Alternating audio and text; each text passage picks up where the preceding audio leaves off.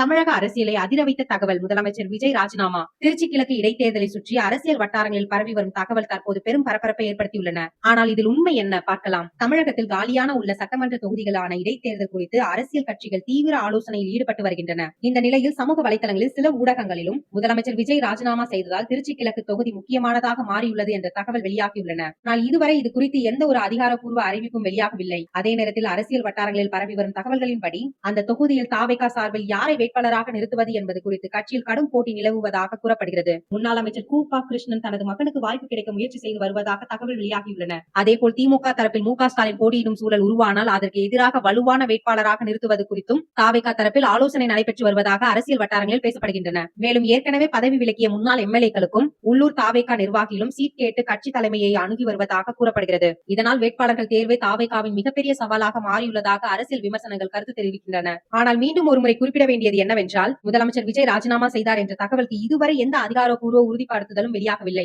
எனவே இந்த தகவல்களை உறுதியான செய்தியாக அல்லாமல் அரசியல் வட்டாரங்களில் பேசப்படும் தகவலாகவே பார்க்க வேண்டும். அதிகாரப்பூர்வ அறிவிப்புகள் வெளியாகும் போது மட்டுமே இந்த விவகாரம் குறித்து தெளிவான முடிவுக்கு வர முடியும். இந்த தகவல்கள் குறித்து உங்கள் கருத்து என்ன? இடைத்தேர்தலில் என்ன மாதிரியான அரசியல் திருப்பங்கள் நடக்கும் என்று நீங்கள் நினைக்கிறீர்கள்? உங்கள் கருத்தை கமெண்ட்ல சொல்லுங்க.